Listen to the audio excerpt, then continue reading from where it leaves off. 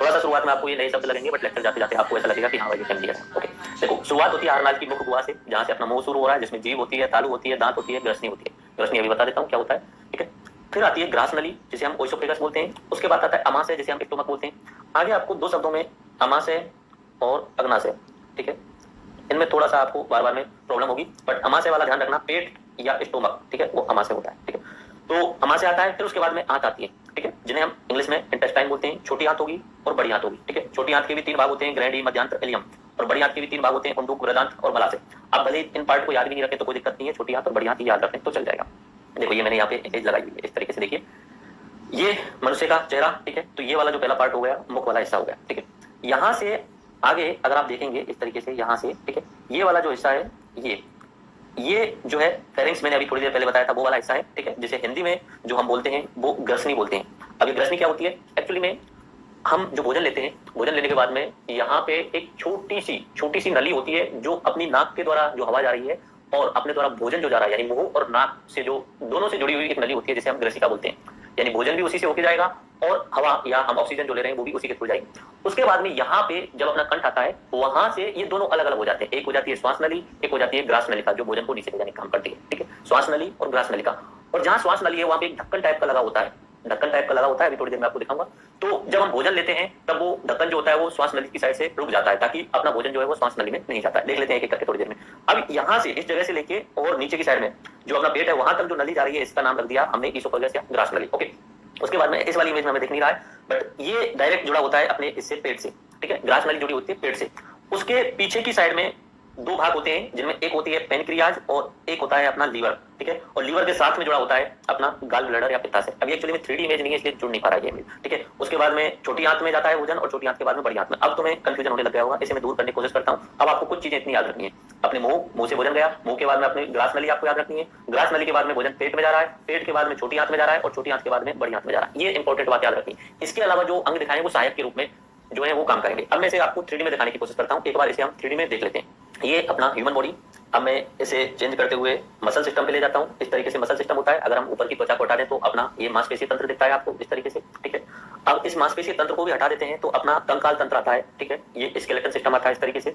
इस skeleton system से भी जब अंदर हम जाते हैं तब आता है अपना डाइजेस्टिव सिस्टम। डाइजेस्टिव सिस्टम, इसमें हम शुरू से बात की, आपको मैंने बताया था कि भोजन जो हम लेते हैं वो मुख से लेते हैं। मुख के अंतर्गत अपनी जीभ, दांत, तालु, ये सब मैंने बताया, ओके। उसके बाद मैंने आपको एक नली बताई ग्रसिका, जो छोटी सी नली बताई है, जो श्वसन के लिए भी और अपने भोजन के लिए भी यूजफुल होती है। एक बार इस तरीके से देखने की कोशिश कीजिए। ये अपना रेस्पिरेटरी सिस्टम, ये क्या है, रेस्पिरेटरी सिस्टम।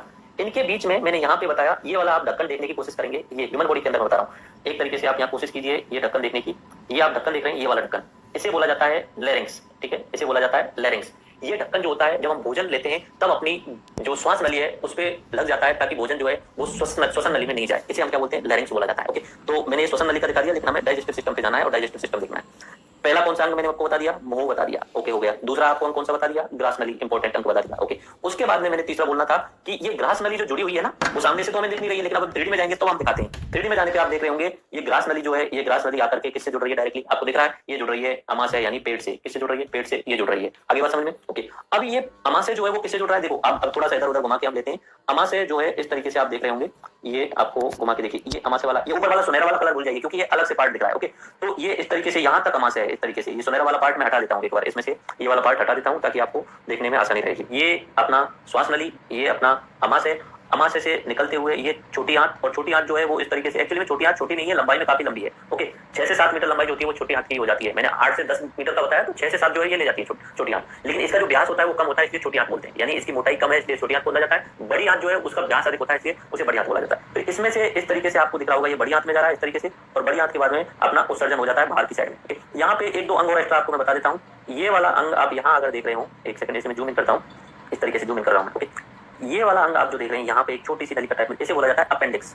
अपेंडिक्स जो आज के समय पे हमारे किसी काम का नहीं है, आज के समय पे किसी काम का नहीं है, लेकिन माना जाता है कि प्राचीन समय पे अपेंडिक्स का यूज रहा होगा। अपेंडिक्स जो होता है वो सेलुलोज के पाचन में सहायक होता है। तो ऐसा माना जाता है कि प्राचीन समय पे मनुष्य शाकाहार जब लेता होगा तब अपेंडिक्स में उस सेलुलोज का पाचन होता होगा। इस तरीके की प्रोसेस मानी जाती है। ठीक है, तो ये आपको याद हो गए। एक बार और दोबारा से बताता हूं मैं। सबसे पहले शुरू करना है अपने बुक से। ठीक है, उसके बाद में यह छोटी सी ने नलिका बता दी, ग्रसिका, और ग्रसिका से इधर की साइड में जो है श्वसन नली निकल जाती है, लेकिन हमें बात करनी है भोजन की, तो ये अपनी ग्रस नली आ रही है। ठीक है, ये ग्रास नली से डायरेक्ट जुड़ा हुआ है, अपना आमा से पेट जुड़ा हुआ है, और उसमें से भोजन निकल के जाता है छोटी आंत में। अभी छोटी आंत जो है वो शरीर के अंदर इस तरीके से कुंडली नुमा बैठी हुई है। उसके बाद में छोटी आंत से भोजन जाता है बड़ी आंत में, और बड़ी आंत का व्यास अधिक है इसलिए उसे बड़ा जो बड़ी आंत बोला जाता है। अब देखो, इसमें हमने मेन अंग देख लिए, लेकिन 2-3 अंग अपने छूट गए। अभी लीवर मैंने हटा दिया था। ठीक है, तो मैं दोबारा से लीवर को यहाँ पे शामिल करता हूँ। ओके, मैं लीवर को यहाँ शामिल करता हूँ। ये लीवर आ गया ऊपर की साइड में। ओके, उसके अलावा एक और पार्ट था जो कि पीछे की साइड में था। ये आप देख रहे हैं, ये वाला हिस्सा जो आप देख रहे हैं, इसका नाम है, ये वाला जो आप है, ये वाला। ठीक है, ये इसका नाम है अग्नाशय। पेट का नाम है अमाशय और इसका नाम है हिंदी में अग्नाशय। ऐसे इंग्लिश में बोलते हैं पेनक्रियाज। ठीक है, एक चीज और आप देखेंगे कि यहाँ पे अपना जो लीवर है, ये जो लीवर है, इस लीवर के नीचे की साइड में, ये जो लीवर है इसके नीचे की साइड में आपको यहाँ पे एक छोटी सी संरचना दिख रही होगी। आपको देखने की कोशिश कीजिए, ये इस तरीके से देखने की कोशिश, अब दिख रही होगी, शायद क्लियरली दिख रही होगी। ठीक है, लीवर के ये पास में आपको यहाँ छोटी सी संरचना दिख रही होगी, जिसे हम बोलते हैं गाल ब्लैडर, जिसे हम क्या बोलते हैं, गाल ब्लैडर या पित्ताशय। हिंदी में बोलते हैं पित्ताशय। लीवर को हिंदी में बोलते हैं यकृत,